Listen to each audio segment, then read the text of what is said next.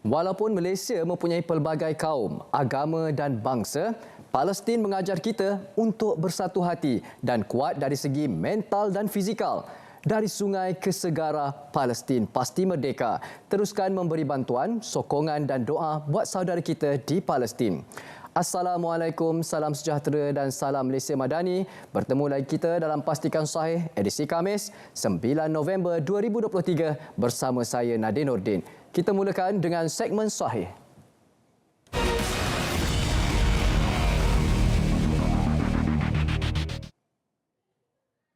Vaksin ISR bakal disuntik secara paksa kepada orang ramai. Biar betul, jangan terus percaya. Perlu membuat semakan terlebih dahulu. Menurut Kementerian Kesihatan Malaysia KKM, memandang serius terhadap penyebaran maklumat palsu yang tular di aplikasi WhatsApp baru-baru ini berhubung suntikan vaksin ISR yang bakal disuntik secara paksa. Pihak yang tidak bertanggungjawab ini telah menimbulkan kekeliruan dalam kalangan masyarakat memandangkan KKM tidak pernah mengeluarkan sebarang arahan berkenaan suntikan secara paksaan kepada rakyat Malaysia dan vaksin ISR ini untuk maklumat anda tidak wujud. Mohon hentikan segera penyebaran maklumat palsu ini. Benarkah wujud pautan bagi bantuan kanak-kanak BKK sesi 2023? Menurut Kementerian Kewangan MOF, ingin menegaskan bahawa maklumat mengenai bantuan kanak-kanak BKK sesi 2023 adalah palsu. Berhati-hati dan jangan mudah terpedaya dengan berita-berita sebegini. Dalam pada itu, My Kasih Foundation turut menasihatkan orang ramai jika menerima sebarang SMS, WhatsApp atau Telegram yang serupa dengan pesanan yang tular, jangan klik pada pautan URL tersebut dan jangan kongsikan maklumat peribadi anda dengan penghantar. Pautan sebegini mungkin menggunakan perisian perosak pada telefon pengguna untuk mencuri maklumat peribadi. Layari pautan rasmi untuk membuat semakan status di laman sesawang rasmi My Kasih. Penonton, adakah anda salah seorang pengguna yang gemar melihat iklan mempromosikan pelbagai produk berjama di media sosial? Berhati-hati, anda mungkin menjadi mangsa penipuan scam secara dalam talian. Menurut Cybersecurity Malaysia mendapati bahawa terdapat lonjakan iklan penipuan yang mempromosikan pelbagai produk dan promosi di platform media sosial popular oleh Meta Facebook. Iklan tersebut dibuat oleh pelbagai halaman Facebook palsu yang menyamar sebagai individu sah dan jenama yang mendakwa menjalankan jualan dan promosi potongan harga. Salah satu iklannya ialah mengenai penyamaran sebagai Mid Valley Mega Mall, iaitu sebuah pusat beli belah di Malaysia dan mendakwa menjalankan promosi untuk minyak wangi berjenama. Sekiranya pengguna klik pada pautan iklan tersebut, ia akan membawa mangsa kepada laman sesawang lain di mana mangsa diminta untuk melengkapkan tinjauan, mengisi alamat penghantaran atau butiran perbankan. Tapak pancingan data mendakwa bahawa penghantaran akan dibuat dalam masa 3 ke 5 hari dan mangsa perlu membuat pembayaran selepas barangan diterima. Sehingga amaran ini ditulis, tapak pancingan data tersebut masih aktif. Pengguna juga disaran untuk sentiasa berhati-hati sekiranya mendapat mesej seumpama ini. Jangan sampai anda gelap mata dek kerana tawaran promosi palsu ini. Kami bawakan pula perkongsian maklumat daripada pasukan MyCheck Malaysia berkenaan sekolah agama di Selangor diarah tutup tidak benar. Garis panduan pemutihan bukan untuk gugat kewujudan sekolah agama. Tular dakwaan bahawa terdapat arahan penutupan lebih 200 sekolah agama persendirian di Selangor. Dakwaan tersebut dibuat pengerusi Sekretariat Gabungan Badan Bukan Kerajaan NGO Islam Selangor, Datuk Nazila Idris dalam satu sidang media pada 13 Ogos. Penutupan sekolah dikaitkan dengan garis panduan pemutihan sekolah agama yang dilaksanakan di Selangor. Pelbagai pihak berautoriti menafikan dakwaan tersebut serta menyifatkan ia tindakan tidak berasas. Gabungan Sekolah Islam Selangor, GASIS, memaklumkan tidak menerima aduan berhubung dakwaan sekolah-sekolah Islam persendirian ditutup di Selangor seperti yang ditularkan. Usaha pemutihan yang dijalankan adalah bertujuan mengatasi masalah sekolah tidak berdaftar, menambah baik operasi dan memastikan keselamatan serta kebajikan pelajar, bukannya untuk menutup sekolah. Kesimpulannya, berdasarkan maklumat yang dikumpul oleh pihak MyCheck Malaysia, dapat disimpulkan bahawa dakwaan penutupan 200 sekolah agama di Selangor adalah tidak benar. Dakwaan yang dibuat oleh NGO terbabit juga tidak disertakan dengan sebarang bukti, malah dilihat seumpama satu andaian bersifat prasangka dan tidak berasas. Setengah pihak turut berpendapat dakwaan itu dibuat tanpa memahami dengan jelas tujuan pelaksanaan garis panduan pemutihan sekolah agama yang dikuatkuasakan di Selangor. MyCheck bertanggungjawab mengingatkan semua pihak sama ada membuat dakwaan atau menyebarkannya untuk memastikan maklumat yang diterima itu sahih serta tidak menimbulkan kekeliruan, kebimbangan atau mencalar kredibiliti mana-mana pihak. Beringatlah, setiap daripada kita perlu memikirkan risiko serta kesan sebelum menabur sebarang kenyataan kepada khalayak umum. Lebih-lebih lagi di era teknologi tanpa sempadan. Dan seterusnya kami bawakan kepada anda masih lagi disebarkan maklumat palsu ini walaupun telah kami berikan pencerahan sebelum ini. Berkaitan dakwaan stokin kesihatan mendapat kelulusan KKM adalah tidak benar. Tular dakwaan terdapat produk stokin kesihatan yang mendapat kelulusan KKM. Turut tertera gambar Abid Liu memegang stokin itu seolah-olah mempromosikan produk tersebut. KKM mengesahkan pihaknya tidak pernah memperakui produk berkenaan dan juga MyCheck mendapati gambar tular Abid Liu memegang stokin sebenarnya telah disunting. Kesimpulannya, dakwaan terdapat produk sarung kaki yang diiktiraf KKM adalah tidak benar. KKM telah mengesahkan pihaknya tidak pernah memperakukan produk tersebut. Hasil semakan MyCheck juga mendapati gambar asal dimuat naik ke Facebook rasmi Abid Liu telah disunting dengan meletakkan gambar produk. Tindakan sebegini boleh menjejaskan kredibiliti banyak pihak sekaligus menimbulkan ketidakpercayaan orang ramai terhadap pengiktirafan KKM sekiranya produk itu tidak berkesan.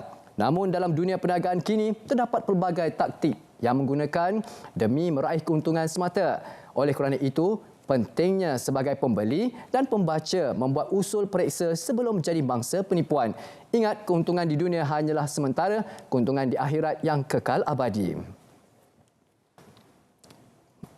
Pihak MyCheck turut membawakan pencerahan mengenai Malaysia tidak hantar pasukan tentera ke Palestin. Video tular adalah pasukan Malbat ke Lubnan.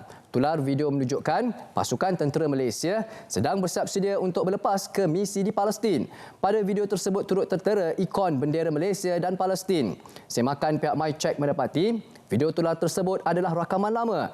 Ia diambil ketika penghantaran misi pasukan Malbat 85010 ke Lubnan pada tahun lepas. Kesimpulannya, sudah semestinya kita bersimpati dengan apa yang menimpa bumi Palestin ketika ini.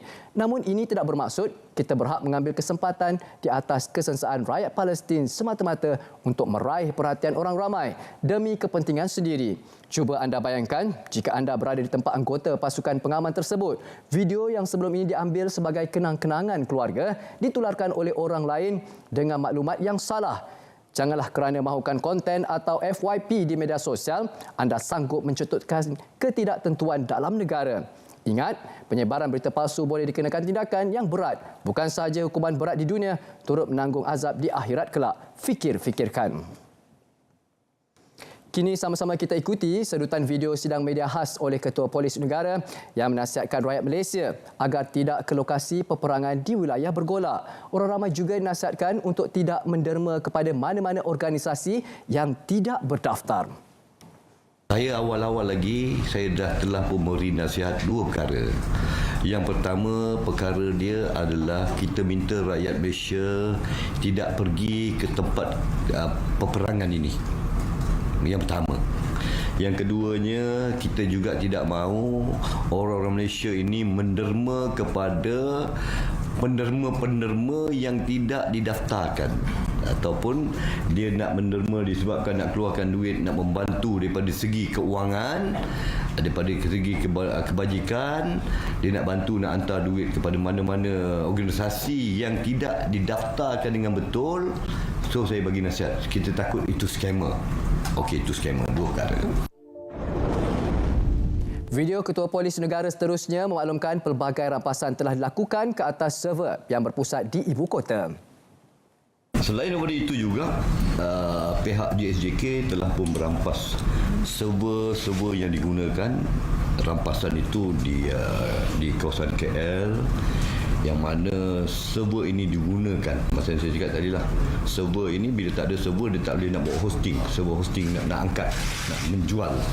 Kegiatan-kegiatan ini bukan saja penipuan. Apabila dia membuat phishing template, phishing template ini dijual kepada sesiapa juga yang nak membuat penipuan. Bukan kata di dalam negara, terdapat juga di negara luar, macam saya cakap tadi, Australia dan juga di US. So rampasan turut juga yang kita buat selain daripada komputer, server, alat-alat komputer, mouse semualah. Bila kita cakap tentang cybercrime ini, inilah alat-alat yang kita akan rampas. Termasuk juga e-wallet. Yang mana e-wallet yang dirampas, yang mana kita telah pun memindahkan e-wallet ini lebih kurang dekat-dekat 1 juta. Dia 65,808. So kita telah pun memindahkan semua e-wallet yang berjumlah dekat-dekat 1 juta ni ke dalam e-wallet PDRM untuk siasatan kita lah. Kalau kita tak pindahkan, akan hilang duit-duit ini. So selain daripada itu juga, daripada segi amla, rampasan 2 buah kereta dan juga barang-barang kemas yang kita telah rampas lah selain daripada e-wallet ini. Baik, pastikan saya berat seketika kembali selepas ini dalam segmen Semasa.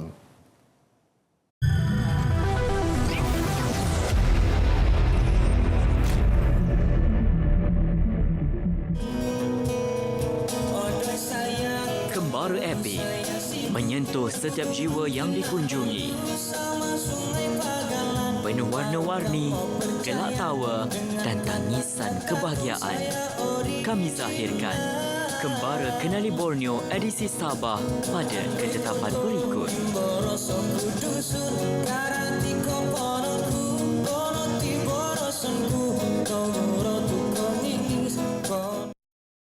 Ayuh, kita meriahkan sambutan Hari Peladang, Penternak dan Nelayan Kebangsaan 2023 bersama Perdana Menteri Yang Amat Berhormat Datuk Seri Anwar Ibrahim. Saksikan siaran langsung perasmiannya pada 11 November 2023, Sabtu 1.30 tengah hari hanya di TV1 dan rtmclick.rtm.gov.my.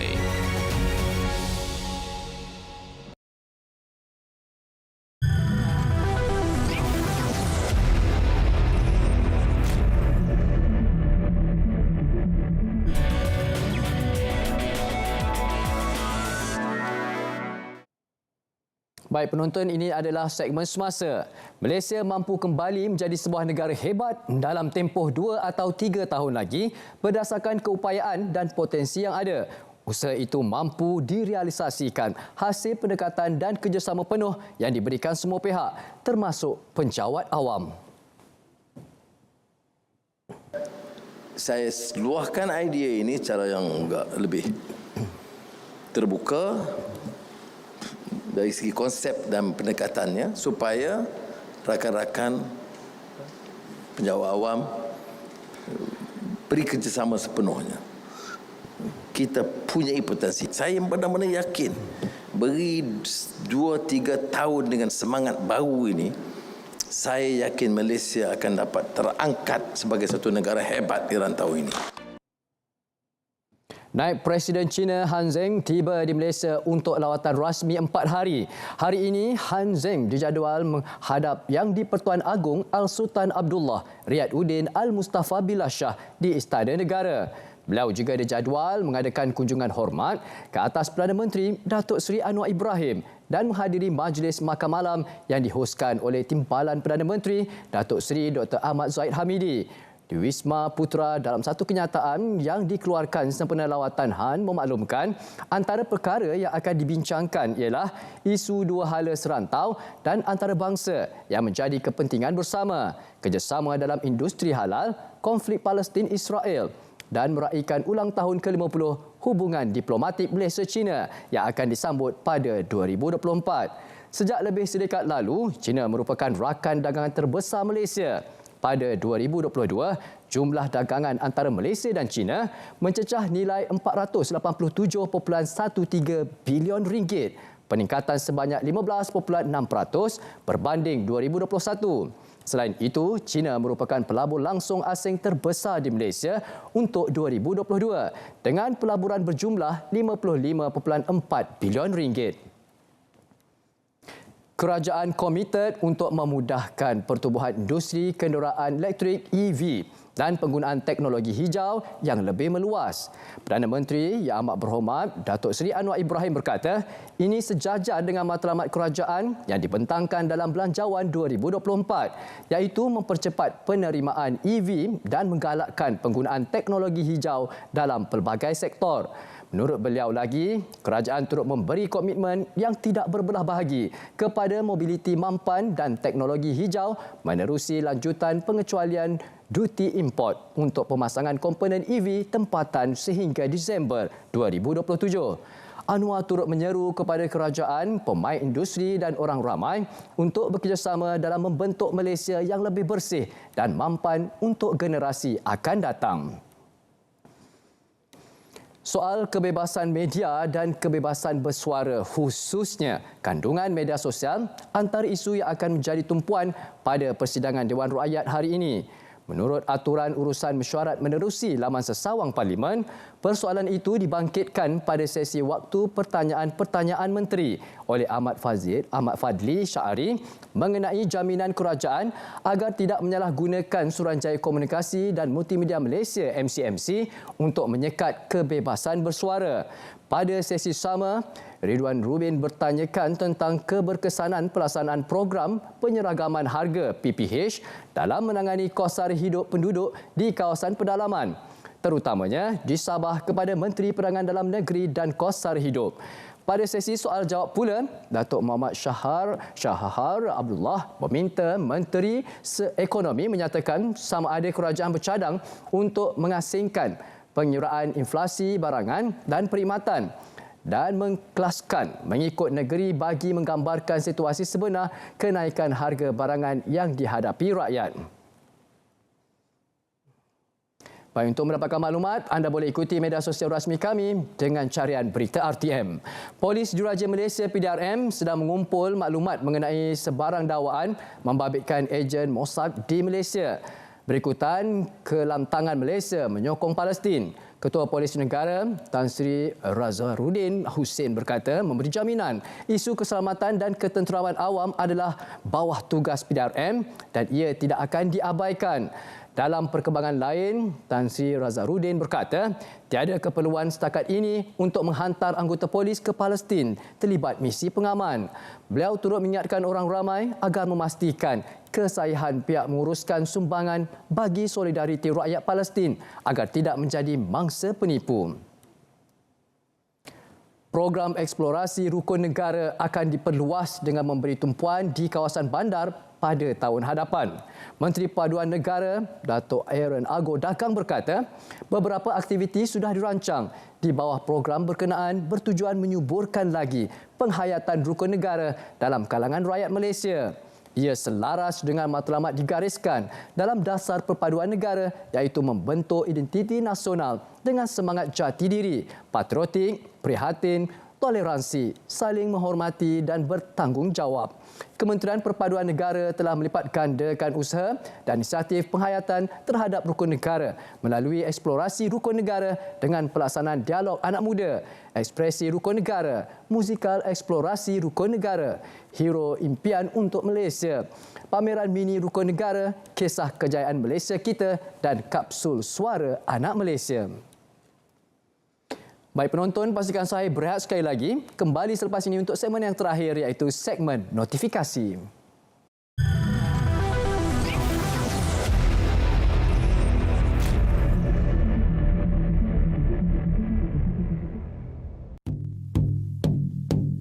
Kembara Epic menyentuh setiap jiwa yang dikunjungi.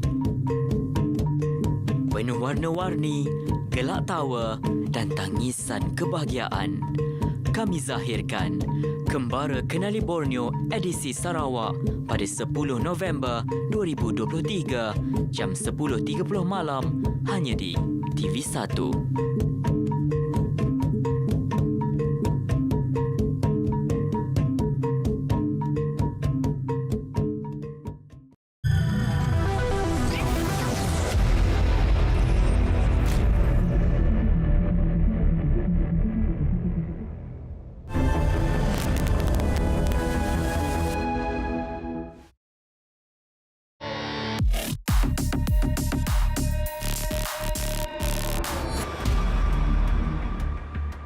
Lim Kit Siang dan Lim Go En adalah dua beranak.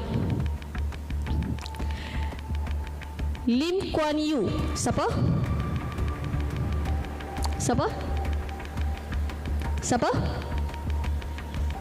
Ketua Menteri Singapura. Apa hubungan dengan Lim Kit Siang dan juga Chin Peng? Sepupu. Lim Kuan Yew, Lim Kit Siang, Chin Peng, sepupu. Nampak tak susu galur dia? Tular di media sosial rakaman ucapan seorang ahli parlimen pembangkang mendakwa pengerusi DAP Lim Guan Eng bersaudara dengan pemimpin komunis Chin Peng. Ahli parlimen itu turut mengaitkan hubungan kekeluargaan Guan Eng dengan bekas Perdana Menteri Singapura Lee Kuan Yew. Turut terpalit sama beberapa lagi pemimpin DAP. Semakan pasukan biar betul mendapati tuduhan itu adalah fitnah. Ia dipercayai sengaja direka bertujuan menimbulkan persepsi negatif kepada mangsa fitnah. Susulan dakwaan itu, Tuan Badan tampil membuat penafian. Saya tak ada hubungan keluarga dengan Anthony Loke, tak ada hubungan keluarga dengan Teresa Kok. Isteri saya pun tak ada hubungan keluarga dengan Teresa Kok. Tak ada hubungan keluarga dengan Ngah Ko Meng, tak ada hubungan keluarga dengan Ngei Ku Ham. Yang paling penting sekali, tak ada hubungan keluarga langsung dengan Chin Peng dan Lee Kuan Yew. Penjelasan turut dibuat Setiausaha Publiciti Kebangsaan DAP, Teo Ni Ching. Chin Peng, dia lahir di Setiawan, keturunan Hakcha. Lee Kuan Yew, beliau lahir di Singapura, keturunan dia Hakka. Manakala untuk Tan Sri Lim Kit Siang, beliau lahir di Batu Pahat, berketurunan Hokkien. Bahkan mana tiga orang ni boleh menjadi sepupu. Tempoh 48 jam diberi kepada ahli parlimen berkenaan untuk mengemukakan bukti. Sekiranya gagal, tindakan sewajarnya bakal diambil. Tidak kira latar belakang atau fahaman politik anda, penyebaran fitnah perlu dihentikan. Terima bahan fitnah atau maklumat palsu? Segera lapor ke SKMM. Biar betul, tak pasti jangan kongsi.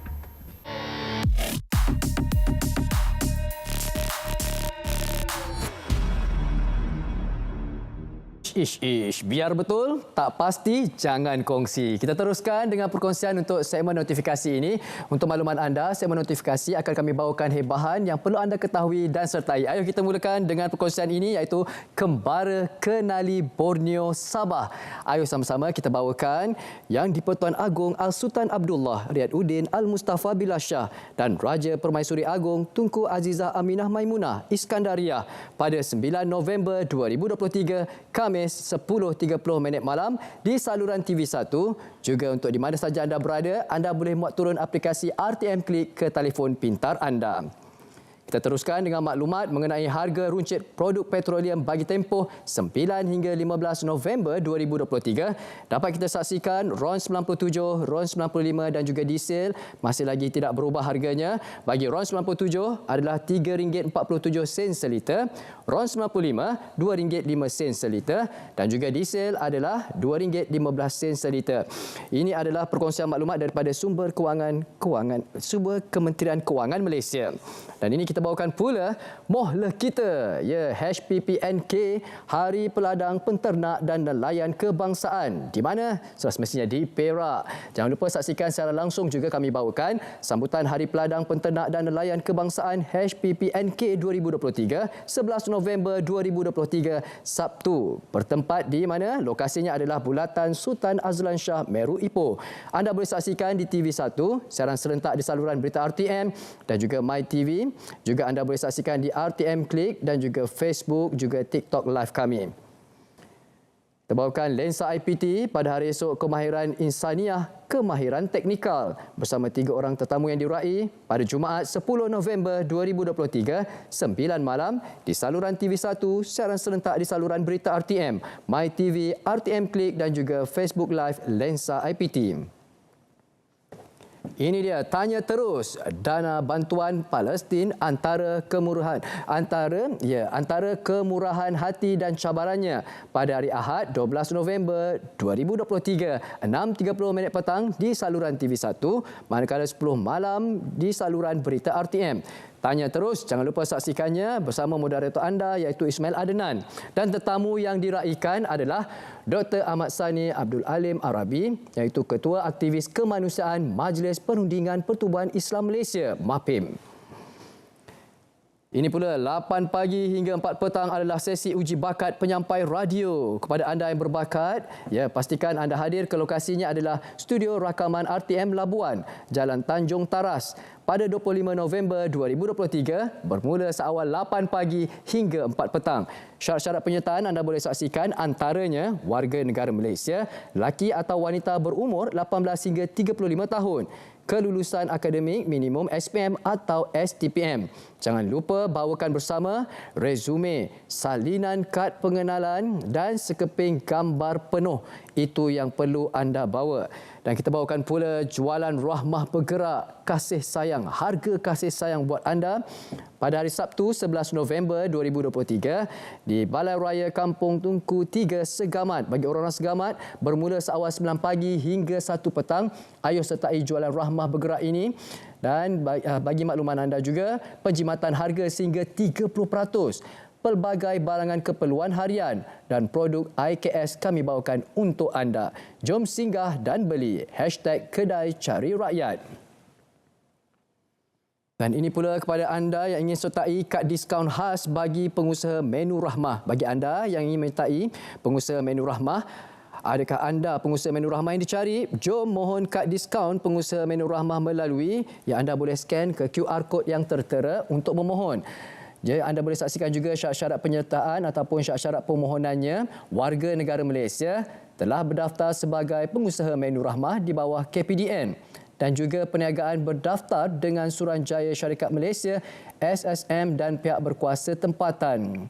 Dapatkan maklumat ini anda boleh dapatkan di saluran berita RTM juga kami bawakan sentiasa untuk bagi anda yang ingin menyertai sebagai pengusaha menu rahmah. Hentikan spekulasi, hapuskan berita yang tidak pasti. Tak pasti jangan kongsi. Ingat, kita akan berjumpa lagi pastikan saya pada minggu hadapan, Isnin hingga Khamis pada pukul 2.30 petang di saluran TV1. Dan untuk mendapatkan sumber berita dan maklumat yang tepat, anda boleh ikuti media sosial rasmi kami dengan carian Berita RTM. Dari sungai ke segara, Palestin pasti mereka. Malaysia Madani, tekad perpaduan penuhi harapan. Assalamualaikum dan salam sejahtera.